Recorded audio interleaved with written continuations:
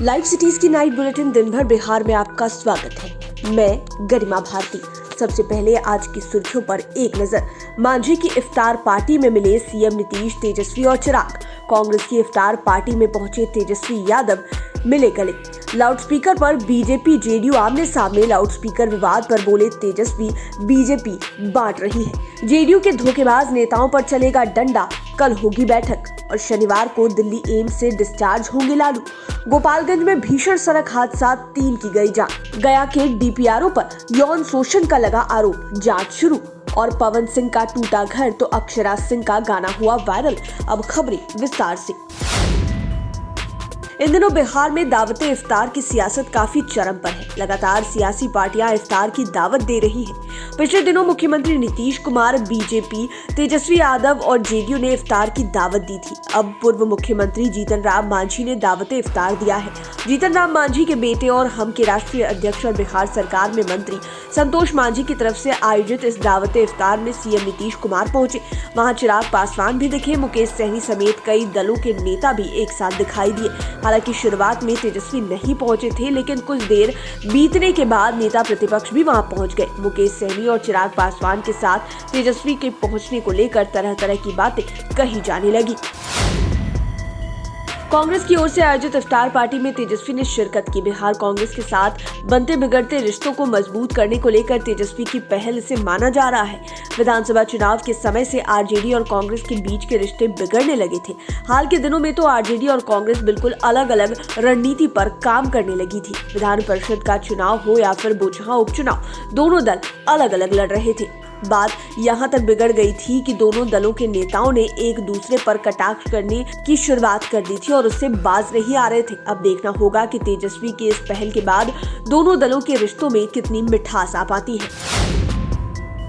JDU ने भले ही उत्तर प्रदेश में लाउडस्पीकर हटाने पर आपत्ति जताते हुए बिहार में मस्जिदों पर से लाउडस्पीकर ना हटाने की बात कही है, लेकिन भाजपा ने साफ कर दिया है कि लाउडस्पीकर पर पूरे देश की मस्जिदों से हटा देना चाहिए। बिहार सरकार के मंत्री जनक राम ने कहा है कि धर्म कानून से बड़ा नहीं होता है।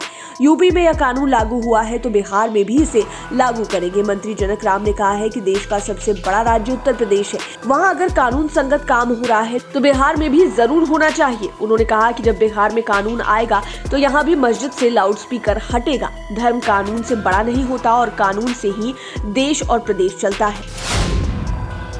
बिहार में लाउडस्पीकर हटाने पर तेजस्वी यादव ने कहा कि कलम ना उठाएं, डंडा उठा ले क्या। उन्होंने कहा है कि बिहार में ऐसा कोई मामला नहीं आया है, वक्त आने पर जवाब दिया जाएगा। तेजस्वी ने कहा कि बीजेपी धर्म के नाम पर बांटने का काम करती है। बीजेपी का कानून नागपुर से चलता है। उन्होंने कहा है कि टीका लगाओ, टोपी या पगड़ी पहनूं, किसी को क्या फर्क पड़ता है। हम लोग सभी धर्मों का सम्मान करते हैं। मेरी तो शादी ही अलग धर्म की लड़की से हुई है। तेजस्वी ने यह भी कहा है कि इस मामले पर शाहनवाज साहब से पूछ लीजिए वह क्या कहते हैं। आपको बता दें कि यूपी में कोर्ट के ऑर्डर के बाद लाउडस्पीकर हटाया जा रहा है। अब बीजेपी के नेता भी बिहार में इसी तरह की मांग कर रहे हैं, जिसको लेकर जेडीयू के साथ तलवार खिंच गई है।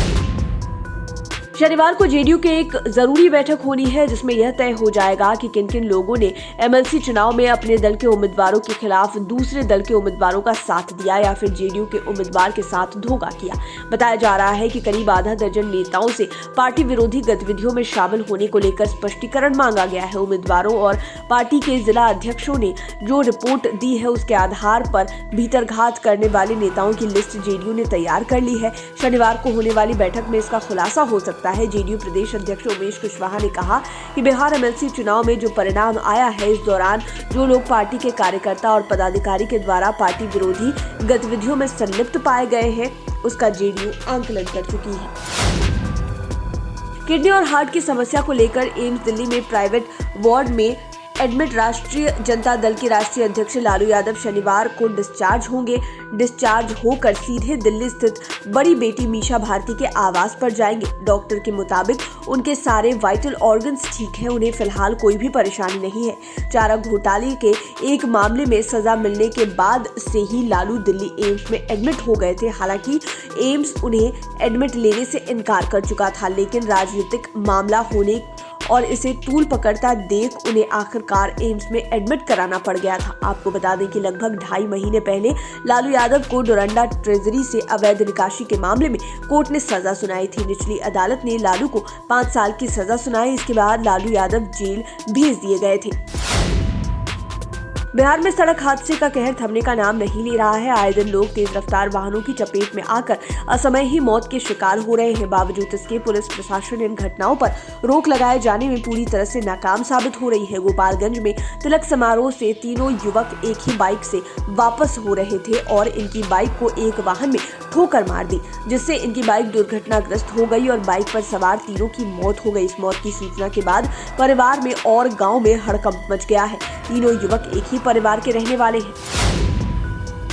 गया के जिला पंचायती राज अधिकारी के ऊपर एक महिला कर्मचारी ने यौन उत्पीड़न का गंभीर आरोप लगाया है। डीपीआरओ कार्यालय में ही काम करने वाली महिला ने इस संबंध में सीएम नीतीश कुमार को एक पत्र लिखा है। पत्र में महिला कर्मी ने डीपीआरओ की करतूतों की जानकारी देते हुए सीएम से न्याय की गुहार लगाई है। पत्र के संज्ञान में आते ही पटना से गया तक का प्रशासनिक महकमा सक्रिय हो गया है। गया के डीएम डॉक्टर त्यागराजन ने तत्काल जांच के आदेश दे दिए हैं। उन्होंने डीडीसी से 48 घंटे के भीतर रिपोर्ट की तलब की है। घटना के संबंध में बताया जा रहा है कि पीड़िता ने अपने साथ हुई घटना का जिक्र करते हुए सीएम को पत्र लिखकर डीपीआरओ राजीव के खिलाफ शिकायत की है और उन पर उत्पीड़न का आरोप लगाया है।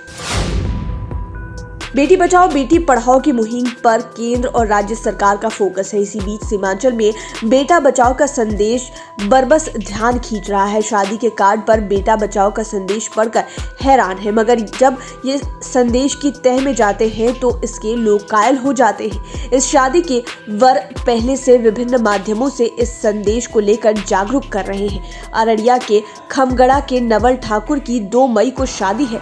अपनी शादी के कार्ड पर बेटा बचाओ बेटी पढ़ाओ के संदेश पर वे कहते हैं कि वे अपने संदेश के माध्यम से नशे से बेटों को बचाने का आग्रह कर रहे हैं। दूल्हे नवल ठाकुर ने बताया कि सिवान में आरपीएफ में पदस्थापित हैं वो और युवाओं में जिस प्रकार से स्मैक आदि नशे लेने की लत बढ़ रही है उससे वे काफी आहत हैं और चाहते हैं कि बिहार की युवा पीढ़ी नशे से मुक्त रहे। भोजपुरी सुपरस्टार पवन सिंह अपनी पर्सनल और प्रोफेशनल लाइफ को लेकर अक्सर सुर्खियों में रहते हैं। पवन सिंह की पहली पत्नी ने जहां आत्महत्या कर ली थी, वहीं अब दूसरी शादी भी उनकी टूटती नजर आ रही है। इसी बीच पवन सिंह के साथ रिलेशनशिप में रह चुकी भोजपुरी सिनेमा की खूबसूरत अभिनेत्री और सिंगर अक्षरा सिंह ने चिंगारी सुलगाई है। उन्होंने पवन सिंह के तलाक की खबरों के बीच अब किसका घर जलाओगे सॉन्ग रिलीज कर दिया है, जिसकी खूब चर्चा हो रही है। यह सॉन्ग रिलीज होते ही वायरल हो रहा है। इस गाने के शुरुआती बोल है, हमको तो रुला चुके हो, कितनों को रुलाओगे, बोलो अब किसका घर जलाओगे। इस वीडियो में अक्षरा सिंह काफी दुखी भी नजर आ रही है। लाइव सिटीज की नाइट बुलेटिन में फिलहाल इतना ही। खबरों की दुनिया में बने रहने के लिए हमारे चैनल को सब्सक्राइब करें। ये वीडियो फेसबुक पर देख रहे हैं तो पेज को लाइक करें, साथ ही साथ हमें ट्विटर पर जरूर फॉलो करें। धन्यवाद।